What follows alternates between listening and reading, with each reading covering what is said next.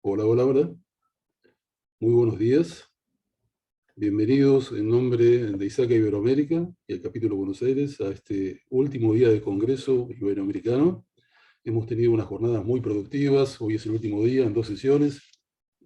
Les recordamos a todos que la sesión de cierre va a estar dada en la pista 2, en la pista 1. Así que luego de las 4 sesiones de esta pista 2, invitamos a todo el mundo que se mueva a la pista 1 para la sesión de cierre. Dicho esto, voy a introducir a nuestro primera oradora, Simón Muñoz, que va a estar hablando de accountability como pieza clave en protección de datos personales. Ivonne es licenciada en Derecho de la UAM, tiene maestrías en Propiedad Industrial y Comercio Electrónico, tiene una diplomatura en el Reglamento de Protección de Datos de la Agencia Española de Protección de Datos, tiene las certificaciones CIDIPSI de ISACA, CPC, de Cyber Security Foundation Professional Certificate, es auditor líder ISO 27001 y es directora general de la empresa IT Lawyers SC, donde desarrolla tareas de protección de datos personales, protección de propiedad intelectual, estrategias de cumplimiento, estándares de materia de ciberseguridad y cómputo forense. Además, este mes, Ivonne estará promoviendo en sus redes sociales una campaña denominada Conciencia Cibersegura. El hashtag es Conciencia Cibersegura. Así que desde ya, Ivonne, muy bienvenida, tenés toda la atención. Muchas gracias. ¿Qué tal? Buenos días. Voy a empezar a compartir presentación. Sí, me confirman ya. Está lista, ¿correcto? Listo. Muy bien. Gracias. Pues bien, mi nombre es Simón Muñoz. Gracias por la aceptación de la propuesta para participar en el evento de ISACA Iberoamérica. Buenos días desde México. Buenas tardes a todos los que se encuentran en el continente europeo. Y pues nada, vamos a iniciar este último día de una jornada de 5 largos días de interesantes temas hablando de protección de datos personales, de seguridad de la información y demás. Entonces, bien. Hay una frase con la que a mí me gustaría empezar este tema, que en la evolución del tema de protección de datos personales, creo que se ha generado una conciencia tal vez un tanto inadecuada respecto al por qué debemos de protegerlos. Al parecer, las organizaciones consideran que es importante proteger los datos personales como resultado de una obligación jurídica, y la realidad es que no debería de ser así. Deberíamos de tener más un compromiso moral, una responsabilidad moral respecto al proteger los datos personales, considerando la importancia que dependen de ellos la dignidad de las personas, sus derechos fundamentales, su libre desarrollo de la personalidad y demás. No meramente, reitero, por una obligación jurídica.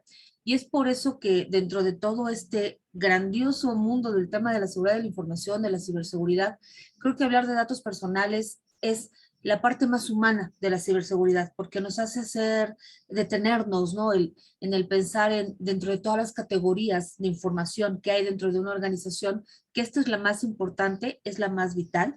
Dependerá, por supuesto, con base en el giro de las organizaciones. Si nosotros somos consultores de un hospital, de una clínica, de un grupo de médicos, creo que tenemos aún más conciencia de la sensitividad que hay en el manejo de estos datos y por ende este libre desarrollo, ¿no? En nuestro caso, por ejemplo, también asesoramos empresas que se encargan de atender a personas víctimas de violencia, tanto en medios electrónicos como en medios reales, y te das cuenta de esa importancia también, ¿no? Que un mal tratamiento o un tratamiento inadecuado de sus datos personales puede exponerlos a mayores riesgos de los que ya fueron víctimas.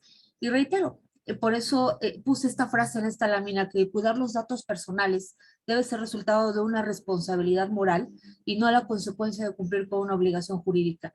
Pareciera falso, pero es muy cierto, yo por lo menos lo veo en las empresas, que cuando tú llegas diciendo tienes que hacer tal porque una ley te lo pide, te lo exige, empieza a haber resistencia, ¿no? No hay una aceptación natural del claro, lo voy a hacer, sino que se sienten, al momento de sentirse tan obligados porque puede haber una sanción, ya no hay un entendimiento moral. Entonces creo que deberíamos de cambiar ese chip, sin olvidar obviamente, ¿no? Que hay un marco jurídico muy robusto. Creo que España es uno de los mejores ejemplos de ese marco tan robusto, tan enriquecido, seguido por Argentina dentro de los países de la región iberoamericana. Y Argentina es uno de los que tiene un tema de habeas data desde hace más de 20 años. México podemos decir que es nuevo en estos países, en estos temas, perdón, tendrá 10 años, de entre 10 a 12 años de legislación. Y los demás países de Iberoamérica pues han estado evolucionando, ¿no? Colombia tiene una reciente legislación, Ecuador está estrenando legislación en la materia, y eso nos lleva a entender que sí, ya las organizaciones se dieron cuenta de la importancia, las organizaciones a nivel global se dieron cuenta de esta importancia de proteger los datos personales, y es por eso que hay que ver cómo aportar, ¿no? Desde nuestra perspectiva de auditores, no quiero dar una perspectiva jurídica, sino una perspectiva de la auditoría. Y bien, por qué hablar de accountability? Creo que estamos muy acostumbrados cuando estamos en un proceso de auditoría que cuando llegas a esta fase de accountability dices, claro, es darme evidencias, ¿no? Es cuando yo llego a una organización y le digo, necesito validar que cumples con un ISO o con cualquier otro estándar relacionado con el tema de cumplimiento, me tienes que aportar evidencias para yo declarar conformidades y no conformidades. Está muy arraigado esta adopción de estamos listos también para las auditorías. Muchas organizaciones cuando llegas o te solicitan hacer una auditoría, como que son muy pristinas, ¿no? En el tema de, claro, nos vamos a preparar para la auditoría, para que cuando llegue el grupo de auditores, toda la evidencia, toda la documentación esté lista. Sin embargo, cuando la auditoría termina, todo vuelve a su estado natural, que es, ya no hay controles, ya no hay evidencias, o las evidencias fueron creadas solo para la auditoría. Ayer veía una imagen en LinkedIn en el que se veía un piso totalmente sucio y decía previa a la auditoría, luego se veía un pedazo limpio y decía en la auditoría y nuevamente se veía sucio y decía después de la auditoría. Y es cierto, así pasan las organizaciones. El tema de accountability evoluciona, ya no debe de considerarse justo como esto, como el tengo evidencias, y tiene que entenderse en algo, en un enfoque distinto, que es el enfoque del riesgo y la responsabilidad proactiva. ¿De dónde nacen estos dos o de dónde viene el cambio del enfoque? Para muchos de ustedes, que todos formamos parte de Iberoamérica, seguramente conocen la existencia de la Red Iberoamericana de Protección de Datos Personales. Esta red, año con año, continúa trabajando en mejorar lo que en su momento dictó la OCDE, lo que en su momento fue el Convenio 108, ahora el Convenio 108 Plus, y, y después, por supuesto, RGPD, y ha evolucionado en las versiones de estos estándares iberoamericanos. ¿Por qué es importante hablar de este documento? Porque es el piso desde el cual se genera la legislación en diversos países. Y se dieron cuenta de algo, que en las organizaciones, sobre todo las que ya están en países con legislación en la materia, tomaron una mala costumbre o un mal rumbo, que fue el yo proporciono un aviso de privacidad o una política de privacidad, dependerá del país, en el que le digo al titular, voy a recabar estos datos y los voy a usar para tal fin, y entonces el titular me dice, adelante, puedes utilizarlos, y aquí viene el error. Cuando la organización obtiene el consentimiento, adopta una ideología tipo, ya puedo hacer con ellos lo que quiera. Puedo generar nuevos procesos, puedo generar nuevos cambios dentro de mi organización, puedo generar nuevos tratamientos, y bastará con que yo nada más le recuerde al titular hice un cambio en el aviso de privacidad, ahora voy a hacer esto otro, si es que estamos cumpliendo 100%, pero muchas organizaciones no lo hacen. Es por eso que se hace esta reflexión. Estamos usando los datos personales bajo una autorización previa que me dio el titular. Entonces se requiere hacer un alto, que es, no, ya no debería de ser así. Tienes que, antes de tratar los datos personales, ser preventivo, no reactivo. Y aquí viene justo el tema de la responsabilidad proactiva. La responsabilidad ya no tiene que enfocarse únicamente en, tuve un incidente, tuve una fuga de datos y por lo tanto voy a ser reactivo. No, tengo que pensar, tengo que planear cómo va a ser un proceso. ¿Qué voy a hacer en ese proceso si es que voy a recabar datos personales? Tengo que hacer un enfoque del riesgo, esto es una evaluación de impacto. Y en ese momento como organización yo tengo que determinar, ¿puedo o no puedo aceptar este impacto? ¿Puedo o no puedo aceptar el riesgo? Y si la decisión es, no, no puedo aceptar el riesgo, entonces tengo que irme hacia la minimización del proceso, hacia la minimización del tratamiento de los datos personales. Eso ahora, bajo los nuevos estándares, que entre comillas son nuevos porque son del 2017, es lo que nos invita a hacer con accountability, únicamente, perdón, ya no únicamente recabar evidencias, sino que accountability se relacione con más acciones y con más perfiles, que justo los vamos a ver en las siguientes láminas. Retomando filosofía de este evento en el que decían todos somos una pieza de ajedrez y la ciberseguridad es una estrategia, enfoqué la presentación justo en ese sentido, utilizando a cada una de las piezas de un tablero de ajedrez para que logremos tener ese enfoque. ¿Qué pasa cuando tenemos al peón dentro de la organización? Los peones somos todos, ¿no? Cuando estamos en un tablero. ¿Qué pasa con cada uno de los miembros de esta organización? ¿Tienen que formar parte de la estrategia de protección de datos personales? Por supuesto. Y voy a hacer una pausa.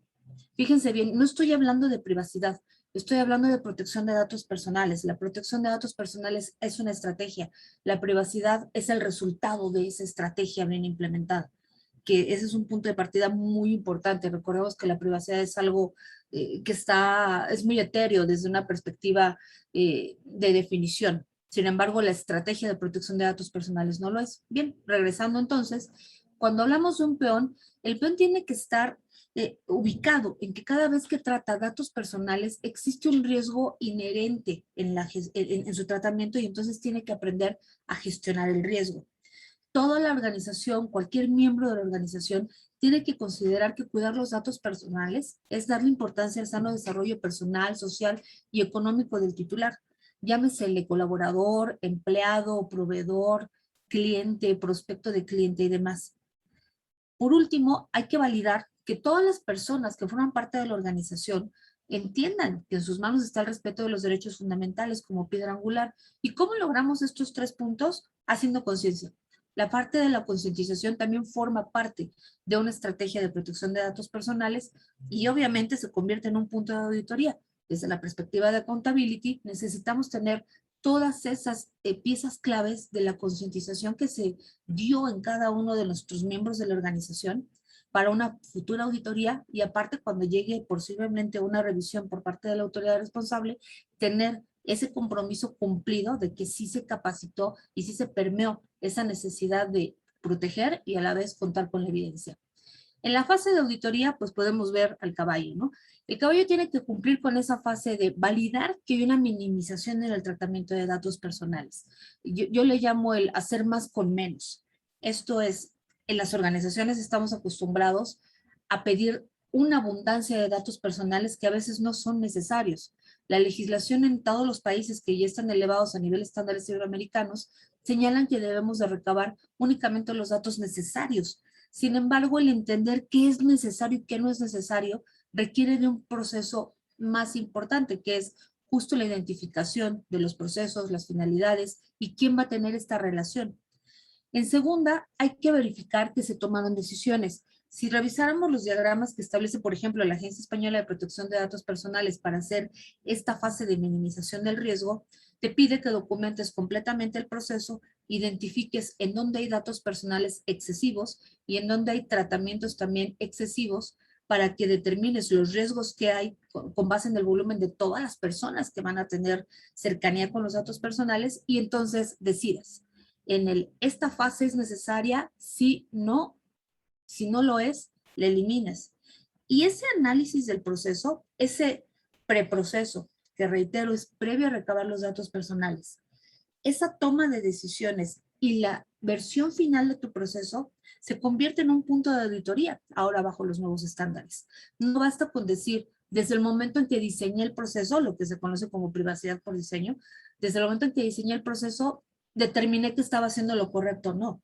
Tienes que documentar el proceso previo al recabado de datos, previo a implementar el proceso, minimizarlo, anotar las decisiones que has considerado de eliminación en estos procesos, tanto por fases como por tratamientos, y conservar esa documentación, porque se convierte en otro punto de auditoría cuando se trata del cumplimiento de protección de datos personales. El siguiente punto que tenemos que cumplir desde este perfil es determinar si la organización tiene conciencia respecto a la protección de datos personales. Y regresamos a la parte de la concientización junto con la capacitación. El hacer evaluaciones continuas, documentadas y conservadas, para que entonces determinemos qué nos falta, por una parte, reforzar en tema de protección de datos personales y en segunda, qué nos falta reforzar en la capacitación, en la concientización o si tenemos tal vez algún proceso que no conozcan nuestros colaboradores para que debamos mejorarlo. Y como siempre, recabar evidencias. Esa es desde la perspectiva de la auditoría. ¿Qué pasa en la estrategia? ¿Qué haría el alfil como parte estratega de esta partida de ajedrez? Primero, determinar si la operación requiere o no tratar los datos personales. Recuerdo mucho el caso de cuando me tocó asesorar un banco, preguntábamos el proceso de captación de personal y después de revisar todo el proceso y demás, descubrimos que 47 personas tenían acceso a una solicitud de empleo para ingresar al banco. ¿Y qué hicimos en ese momento? Fue, tenemos que minimizar, tenemos que determinar, primero, si tantas personas tienen que ver los datos, segunda, si tenemos que recabar tantos datos, tercera, si todas estas fases tienen que existir, que reitero es el hacer más con menos. Sin embargo, en esta evolución que ha tenido el proceso de cumplimiento en la parte de legislación, te habla también de categorías de datos y volumen de datos. A veces tú puedes decir, es que solo recabo categorías, desde la perspectiva de categorías, solo recabo datos de identificación y de contacto, como podría ser el nombre, el correo electrónico y el número móvil. Y dices, ah, perfecto, desde la perspectiva de categorías son dos, pero ¿cuántos datos recabas? Y la respuesta es, tengo 150,000 datos. En ese momento tienes que hacer un alto y determinar si es necesario tener esos 150,000 datos, porque por el simple hecho del volumen, el riesgo se eleva desde la perspectiva de los estándares. En ese momento tienes que determinar el hacer más con menos, el determinar si necesito el nombre junto con el correo nada más, que en ese momento bajaría a 100,000 datos, o si necesito el nombre con el número de teléfono. O mejor aún, si necesito tener los datos anonimizados, que sería solo necesito un correo electrónico y en ese momento tendré 50,000 datos. Esa toma de decisiones, ese análisis es justo el que tiene que aplicarse en la parte de la estrategia. Un criterio de no necesitamos las 3 categorías de datos, solo necesitamos una y con eso logramos el objetivo del proceso. Y por ende logramos el objetivo de tomar decisiones, minimizar y documentar que hubo accountability. En el siguiente es, y ya lo he reiterado mucho, identificar procesos y tratamientos de datos personales previo al tratamiento. ¿Para qué? Para diseñar los controles. Otro de los elementos de auditoría en esta nueva fase o en esta evolución que ha tenido la legislación requiere que tengan controles prediseñados, no controles después de que sucede el incidente. Generalmente decimos, tuvimos una fuga de datos, hubo una exposición en la nube, un empleado se reenvió la base de datos, o un cliente o un proveedor se llevó toda mi fórmula, todas las personas relacionadas con el proceso de la cadena de producción, por ejemplo. Bueno, ¿qué hacemos cuando sucede esto? Aplicamos controles, ¿no? Pero ya son controles posteriores al incidente. Aquí lo que se determina desde la perspectiva de accountability es demostrar que como resultado de identificar el proceso y la trazabilidad de los datos, tú determinas qué controles debe de haber. Este es otro punto de accountability, este es otro punto de auditoría, de documentación que debemos de contar. Y por supuesto, cuando estás en la estrategia, documentar, siempre documentar. Nunca debes dejar las decisiones al aire, siempre tiene que haber documentación clara y precisa de las personas involucradas, de los puestos involucrados, del proceso al que se le aplica dicha documentación inclusive, y si queremos ser exquisitos en este procedimiento de documentación, cuáles son los datos personales que se están tutelando bajo este proceso de documentación. Y por supuesto, pues no puede faltar el cumplimiento legal, que en este caso pues sería la torre, ¿no? El principal es verificar los principios de protección de datos personales aplicables de acuerdo a la jurisdicción. Los estándares iberoamericanos prevén la existencia de diversos principios. De hecho, son mayores que los que están en muchas de las legislaciones de Iberoamérica. Es por eso que, independientemente de conocer, analizar e implementar lo que dicen los estándares iberoamericanos, debemos tener muy claro que nuestros abogados deben identificar qué dice la legislación local, para que la primera línea de toma de decisión jurídica sea, tengo que cumplir con los principios que establece mi legislación local, y mi segundo paso de acción es, tengo que empezar a preparar una estrategia legal junto con todo el equipo de trabajo hacia dónde voy. Les doy un ejemplo local. En México tenemos 2 leyes en materia de protección de datos personales, una para el sector privado y una para el sector público. Si ustedes las revisan, van a ver que incluso a nivel cuantitativo es más robusta la de sujetos obligados. Esta es la del sector gubernamental. Y una pregunta que a mí me hace mucho es, ¿por qué es tan larga, tan grande, tan extensa la del sector público y la del sector privado, no? Y es un tema de temporalidad. La ley del sector particular se emitió en el año 2010. La del sector público se emitió en el 2017. ¿Qué diferencia histórica nos da esto? Que en el 2010 los estándares tenían una versión más básica.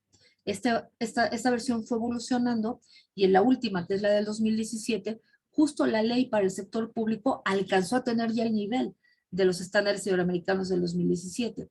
Por eso conceptos como privacidad por diseño, privacidad por defecto, responsabilidad por activa, ya lo vemos en la ley del sector público más en el sector privado. ¿Qué es lo que sigue? Que se reforme la ley aplicable al sector privado para incrementar las obligaciones que tenemos en materia de protección de datos en el sector de los particulares. Para los que están aquí de México y en este momento están pensando, ¿es en serio? ¿Nos van a incrementar las obligaciones que hay? La respuesta es sí. Tienen que empezar a entender cómo se hacen las evaluaciones de impacto, el tema de privacidad por diseño, el tema de privacidad por defecto, porque es lo que viene para el sector privado. Es por eso que sus abogados deben de conocer legislación local, estándares iberoamericanos y estar planeando, siempre planeando en cómo estar alcanzando los nuevos requerimientos jurídicos. Y pues por eso viene el final, ¿no? Ir más allá del cumplimiento, ir más allá del yo estoy aplicando la ley by the book. Es muy concurrente que un abogado te diga, yo apliqué lo que dice el artículo 25 tal cual, pero no leyó el reglamento, no leyó los lineamientos, no leyó los estándares y entonces te lleva al incumplimiento, te genera una toma de decisiones incompleta, te genera una documentación de procesos incompletos y en consecuencia te genera una ausencia de controles necesarios. Es por ello que tenemos que invitar a todos nuestros abogados encargados de estas estrategias que vayan más allá del by the book, que vayan más allá de la interpretación y que estén constantemente estudiando. El siguiente punto es, bueno, ¿y qué va a hacer ya la parte superior, ¿no? La parte de la toma de decisiones. Por parte de la reina viene la implementación y la adaptación. Esto es dar más que un respaldo económico. Creo que en toda auditoría estamos acostumbrados a decir, necesito hacer el kickoff con la alta dirección para que ellos den el respaldo, sean el sponsor moral y generen que todos cooperen dentro de esta fase de auditoría. No, ahora va más allá. El tema de responsabilidad proactiva y de accountability obligan a que la alta dirección se involucre en la toma de decisiones, se involucre, obviamente predicando con el ejemplo, se involucre en la capacitación, se involucre participando en esta documentación de procesos inclusivos. Siguiente, tiene que colaborar en la debida atención a incidentes relacionados con datos personales y algo muy importante, en validar los reportes que son obligatorios a la autoridad. Hay estados de parte de Iberoamérica que tienen la obligación de reportar cuando hay una vulneración de datos personales y tienen que reportar en forma automática o dentro de plazos definidos. Por ejemplo, en el sector público tiene 72 horas para publicar una fuga o un tema de vulneración de datos en el sector público. Sin embargo, en el sector privado ese plazo no existe. Hacia allá vamos también, hacia cambiar ese plazo. Pero, por ejemplo, en España, el Reglamento General de Protección de Datos y en toda Europa establece plazos muy determinados que tienen que, para hacer este reporte, que tienen que estar respaldados por la alta dirección. Este es otro tema de accountability, el validar si la alta dirección no únicamente dio la palmadita en la espalda, sino que también se involucró en la generación de este reporte y en la validación del mismo. Y, no menos importante, debe de confiar en una persona con competencias suficientes para dirigir, validar, implementar y reportar lo que sucede dentro de la organización. En España se llama delegado de protección de datos, en otros países empiezan a generarse estos nombres, en México todavía no tenemos un nombre preciso para este perfil, sin embargo, dicho perfil debe existir porque es el encargado, es el alfil de toda esta estrategia, que debe tener todo este respaldo de la alta dirección. Por último, pues el rey, que también es respaldo estratégico, pero él tiene que participar, fíjense bien la participación tan importante, en la recolección permanente de evidencias de cumplimiento. No es nada más asignar a una persona, sino estar colaborando en esa recolección permanente de evidencias. Tiene que colaborar en construir esa conducta de proactividad y, por supuesto, de prevención en la organización y tiene que reforzar lo que les he estado mencionando continuamente, el tratamiento minimizado de los datos personales. Para tener una visión holística, y ya con eso termino, desde una perspectiva de organización, son 4 acciones importantes las que se respaldan en la nueva perspectiva de accountability. Primero, tener medidas de control sobre la trazabilidad de datos personales. Recuerden, previamente a que el proceso sea aplicado, previamente a que la nueva aspiración dentro de la organización sea realizada, previamente a que el área de marketing diga, se me ocurre que viene época navideña y voy a lanzar una campaña y voy a recabar todos estos datos. Previo a que eso suceda, tiene que haber medidas de control, tiene que haber trazabilidad, tiene que haber documentación, tiene que haber minimización y tiene que haber toma de decisiones. Todo eso, reitero, es lo que es privacidad por diseño y privacidad por defecto. Segundo paso, tiene que existir obviamente un sistema de gestión debidamente implementado y auditado. No podemos decir, yo ya tengo mi sistema de gestión, pero lo tengo en un manual, quedó muy bonito, lo presenté a la autoridad, lo autorizó, pero no le doy seguimiento. Sabemos que todo sistema de gestión es mejorable, es auditable y tenemos que estarlo revisando continuamente. El tercero es la documentación de decisiones tomadas en estas fases de minimización. Y cuarto, debe de haber una adhesión a códigos de conducta. En gran parte esto se enfoca a que existan certificaciones otorgadas por terceros. En España es muy frecuente que sí existan estas certificaciones por terceros. En la generalidad, las autoridades responsables no certifican a una organización del cumplimiento, pero sí se valida que un tercero pueda hacer este procedimiento de auditoría y hacer la certificación del tercero, obviamente previa adhesión a un código de conducta. No sé si me fui muy rápido, pero creo que estamos en tiempos. Y esto es lo que se refiere, ese es el alcance de la conversación del día de hoy respecto a cómo cambiar la perspectiva de accountability en el tema de protección de datos personales, ver el perfilamiento previo, y pues listo, quedo a sus órdenes para preguntas si es que las hay. Muchas gracias.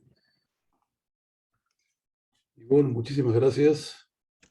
Me ha gustado mucho tu charla.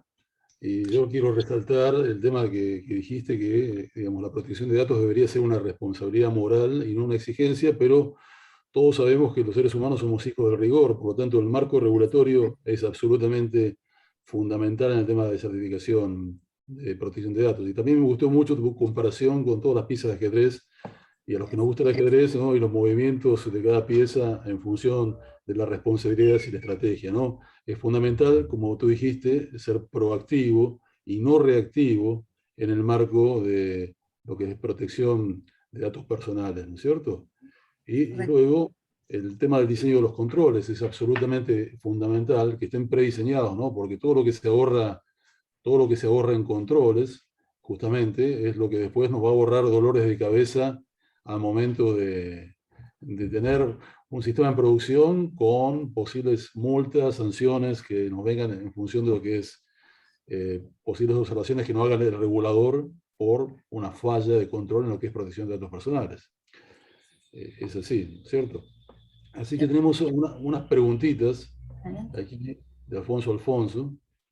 Dice, el que la alta dirección se involucre no debería ser tema de accountability dentro de una organización, estableciendo un gobierno de datos como algo obligatorio, no esperar que exista una ley, ya que existen las mejores prácticas, sería la pregunta. Al final son los que se mueven los peones de ajedrez. O sea, como que los peones hacen todo, pero digamos, debería existir un marco regulatorio, digamos, como algo obligatorio, eso es lo que pregunta. Sí, ¿Puedes responder? mira, sí, de hecho, justo estoy leyendo la pregunta de Alfonso. Em, la realidad es que sí, yo estoy de acuerdo contigo, existen las mejores prácticas, sin embargo, los estándares están previendo eso. Se ha determinado que las organizaciones han descansado el tema de protección de datos personales solo en una área, solo en una persona como el delegado de protección de datos, y entonces la alta dirección ve el tema como ajeno y no se involucra. Por eso los nuevos estándares en la sección de responsabilidad proactiva requieren que la alta dirección se involucre y no solamente como un canon, sino como una obligación y que sea demostrable. Parte de estas fases de accountability van a requerir que se demuestre que la alta dirección se involucró, reitero, no nada más dando un respaldo económico o un respaldo de un inicio de una auditoría, sino también en la toma de decisiones, en el análisis de procesos. Sí, al final son los que se mueven los peones del ajedrez, todos somos los que estamos en el día a día de la operación, somos los que más nos movemos, pero se reitera, es muy reiterativo la parte de los estándares en obligar a que la alta dirección no sea ajena. Gracias por tu comentario. Bueno, aquí tenemos saludos de Francisco Javier Valente, excelente presentación. Gracias. Mario Ureña, muchas gracias por la conferencia, Ivonne. Como Gracias, siempre, muy claro todo, un fuerte abrazo. gracias, Robin Mario. Rodríguez, muy buena presentación, gracias. Gracias. Bueno, a ver, tienes mucho tiempo disponible, Ivonne. Yo no sé si quieres expandirte un poquito, quieres comentar alguna experiencia personal, porque Te ha quedado bastante tiempo disponible y me gustaría que Sí, compartas un claro, poco tus experiencias personales respecto del claro. marco de privacidad. Sí, fíjate que justo como comentabas al inicio, estoy yo haciendo el máster de Reglamento de Protección de Datos Personales con la Agencia Española y me deja ver muchos enfoques nuevos, porque efectivamente cuando, por ejemplo, en la experiencia latinoamericana, se ha reposado el tema en el tema del consentimiento, ¿no? En el hecho de yo otorgo una leyenda de privacidad, un aviso de privacidad, y la organización dice, pues el dueño del dato ya aceptó que haga yo lo que quiera con los datos y vas para adelante, ¿no? Entonces se pierde el control, ¿no? Recordemos que la privacidad en esa definición etérea que existe, que es construir una relación de confianza, sucede, ¿no? Cuando tú aceptas el aviso de privacidad, pero cuando la empresa dice, ya tengo el dato, es mío, y las áreas de marketing, principalmente las de ventas, dicen, perfecto, ya lo obtuviste, puedo explotarlo más allá de lo que se autorizó. Esa es una nueva visión que se quiere controlar y me parece definitivamente adecuado, ¿no? Lo que veo yo, por ejemplo, en la experiencia de España es, vas a hacer un nuevo procedimiento o un nuevo proceso organizacional que tenga que ver con datos personales, adelante, no te estoy limitando, pero ahora lo documentas, identificas estos riesgos, los minimizas, lo presentas a la autoridad de control. Yo determino si realmente tu evaluación de impacto consideró todos estos factores, si tus controles que estás implementando lo son y te lo autorizo. Y una vez autorizado, ahora sí empresa lo organizas, ¿no? Probablemente para una empresa parezca un tanto controlador. Yo lo pienso como empresa y digo, caray, en México no sucede, pero si algún día llega a suceder, esto significa que le tengo que compartir a la autoridad de control, en este caso el INAI, qué planeo hacer con los datos y si ellos no me autorizan, no lo voy a poder hacer. La realidad es que sí va a ser, pero es justo porque tal vez las organizaciones hemos abusado del consentimiento del dueño de los datos, ¿no? Y entonces por eso cambia el principio, ¿no? Ahorita si tú preguntas en muchos países cuál es la base legal para que trates datos personales, todos te van a contestar el consentimiento, ya me lo otorgaron. Ahora no, ahora la base legal para poder usar datos personales, tratar datos personales, va a ser el demostrar la responsabilidad proactiva, que es uno de los puntos de contability, por eso lo estoy enfocando desde esta perspectiva, porque hacia allá es donde vamos, hacia el voy a tener que auditar que el proceso fue bien diseñado, que desde que lo estoy construyendo, pensemos en una aplicación, se utiliza mucho en aplicaciones móviles, ¿no? En el que recabas datos personales desde datos de identificación, pero a veces de geolocalización, a veces biométricos, a veces la foto completa, voces y demás. Ah, pues ahora ya no vas a poder ser un aplicativo por hacerlo. Vas a tener que identificar los procesos de recabado de datos personales en el desarrollo de una aplicación, determinar los riesgos inherentes, hacer tu evaluación de impacto, tu vía, decir en qué, en la parte de la semaforización, en qué color estoy y cómo la reduzco, pero todo previo, para que cuando ya diagrames todo y lo presentes a la autoridad de control, le digas, pretendo generar esta aplicación, ya minimicé mis riesgos y por eso les decía, hay que documentar el pre, documentar la toma de decisiones de minimización y documentar el cómo queda el proceso final con la reducción de datos personales recabados, la reducción de fases del proceso, el tema de, por ejemplo, del almacenamiento, ¿no? Tal vez tú dices, yo como quiero que tenga redundancia la aplicación, voy a tener repositorios de la nube en 18 países, ¿no? Para que no tengan que esperarse a que se replique la información, pero tal vez es excesivo por el tema del flujo transfronterizo de datos y demás. Ah, bueno, eso también lo tienes que minimizar. Y ya que la autoridad de control determine que efectivamente hiciste todo esto de responsabilidad proactiva, que ya no te basaste solo en el consentimiento, es cuando se autoriza y entonces dices, ahora sí, puedo generar este proceso, puedo generar este producto, puedo generar este servicio, llámesele presencial o llámesele informático, pero con una responsabilidad previa, con una responsabilidad en la que ya tuvimos la prevención y no la reacción. Creo que desafortunadamente, por lo menos yo llevo 21 años en esto y si hiciera yo ahorita una gráfica, tal vez podría decir que en el 70% de los casos cuando te piden consultoría es porque algo ya sucedió. Es porque la dirección dice, recuerdo que me dijeron que era importante implementar controles, pero no le di yo la importancia como alta dirección. Ahora necesito reaccionar porque tengo un procedimiento legal, porque probablemente voy a pagar una multa, porque tal vez los dueños de los datos personales van a iniciar acciones legales por daños patrimoniales, si es que los hubiera, y sale más caro, ¿no? Hay algo que yo siempre le digo a mis clientes cuando nosotros hacemos estrategias de cumplimiento de la ley y no son baratas, obviamente, ¿no? Porque muchas empresas piensan, claro, es hacer un aviso de privacidad y la respuesta es no.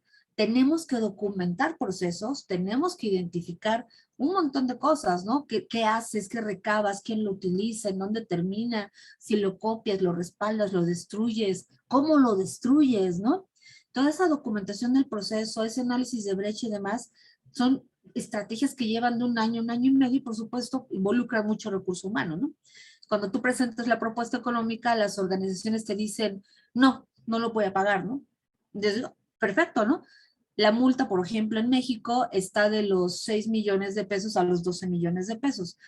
Si lo pasamos a dólares serían, ¿cuánto serían dólares? Ah, se me fue mi asistente, pero bueno, dejémoslo en pesos, ¿no? Mexicanos.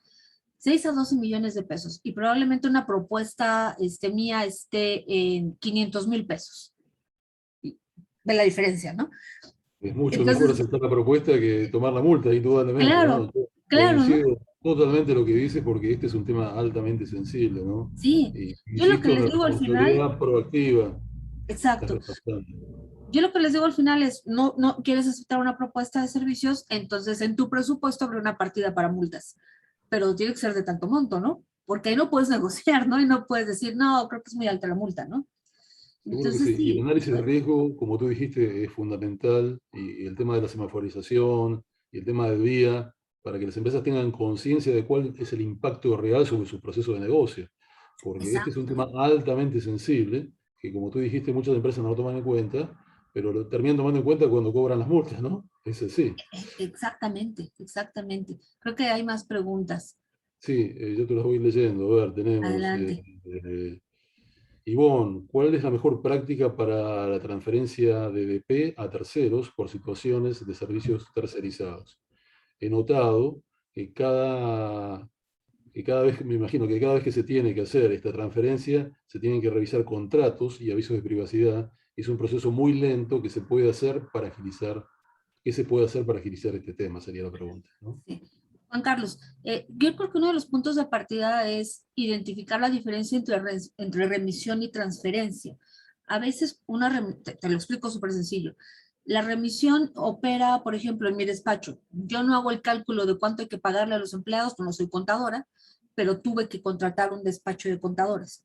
Yo estoy cumpliendo una obligación de ley que es pagar la nómina, ¿no? Pero para el cálculo contrato un tercero al cual le tengo que remitir datos personales de mis empleados para dar cumplimiento a una obligación jurídica. Entonces aquí vienen dos figuras. Una, le tengo que compartir mi aviso de privacidad de empleados a este despacho para que sepan qué acordé yo con mis empleados. Y segunda, debo de firmar un contrato de prestación de servicios con cláusulas de protección de datos personales con esta persona que se llama encargado. Si yo cumplo con esta instrumentación legal, esa remisión es legal, no hay ningún problema y cuando venga una auditoría por parte de la autoridad responsable, estoy en cumplimiento. ¿Cuál es la transferencia? Cuando yo determino hacer algo adicional no previsto en la ley o no previsto en una oferta laboral, por ejemplo, supongamos que yo a todos mis empleados, cuando les hice su propuesta de trabajo y en las políticas de beneficios a los empleados, no viene un seguro de gastos médicos mayores. Pero ahora con lo de COVID se me ocurre a mí, Ivonne, sin decirle a mis empleados, les voy a contratar el seguro de gastos médicos, busco un agente, le doy los datos, me dan las pólizas.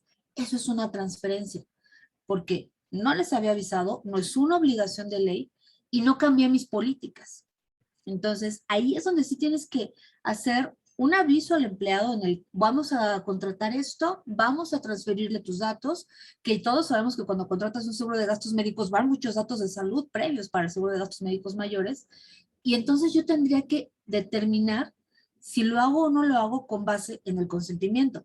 Puede ser que uno de mis colaboradores me diga, no, yo no quiero un seguro de gastos médicos porque no quiero compartirle datos de salud a esa aseguradora.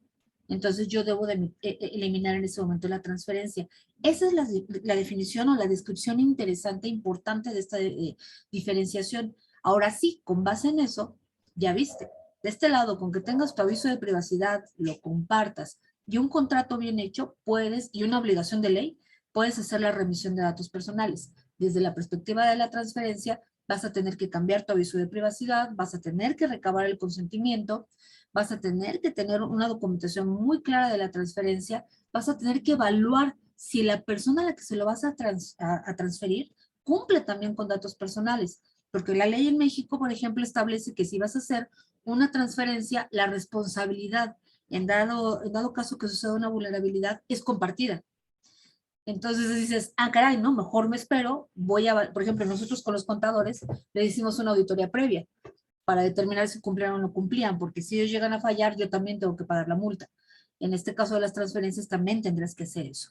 Sí, es un proceso engorroso, pero volvemos a lo mismo, ¿no?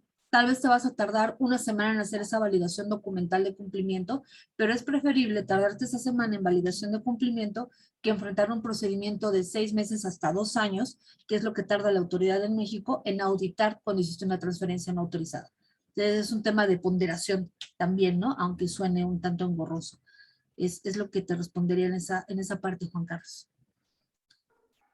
Bueno, tenemos otra pregunta más de Héctor Calderazzi que dice, respecto de la normativa Latinoamérica, ¿qué opinión tienes en general sobre las multas? Si se aplican con severidad para mover la cultura o promover la cultura.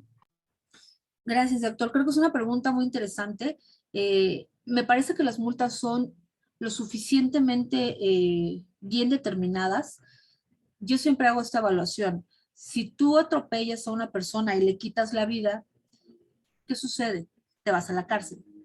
Si tú te pasas un alto, te ponen una multa, aquí en México es como de 2,000 pesos. Pero si tú violas un tema de datos personales, basta con que sea de una persona, tienes una multa de 600,000 pesos, hasta 1,000,000 de pesos o hasta 12 millones de pesos. Muchas personas me dicen, ¿por qué hay esa variabilidad de las multas? La variabilidad depende de qué es lo que estás protegiendo. Y regreso a mi punto de partida de la conversación. Cuando protegemos datos personales, protegemos el desarrollo de la vida digna de las personas, su desarrollo libre de la personalidad, su toma de decisiones y demás. Es por eso que las multas son altas para establecer un parangón de lo hago, no lo hago, doy cumplimiento, no doy cumplimiento. Si yo te dijera que la multa es de 30,000 pesos por una fuga de datos, ¿aplicarías una estrategia de protección? La verdad es que no, ¿no? Entre más mínima es la multa, menos obligado te sientes. Respecto al, si se aplican con la severidad necesaria, por lo menos en México sí hay una aplicación constante de multas. De hecho, yo me sorprendí mucho el año pasado que fue pandemia y que la autoridad responsable, todos los mandaron a casa.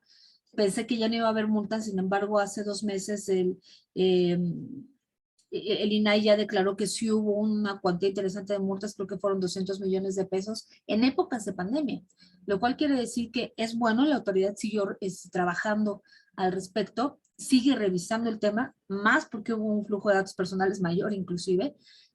Tengo entendido que en las otras autoridades, perdón, en los otros países está sucediendo lo mismo. Habrá que ver cómo va a suceder en Colombia, cómo va a suceder en Ecuador, que están estrenando leyes de datos personales. Argentina creo que es un ejemplo muy claro, muy robusto también de cómo implementa toda esta obligatoriedad de proteger los datos personales, más los procedimientos instaurados que tiene de habeas data también, ¿no? Creo que sí hay una robustez tanto en las multas como en la acción de la autoridad para mover la cultura.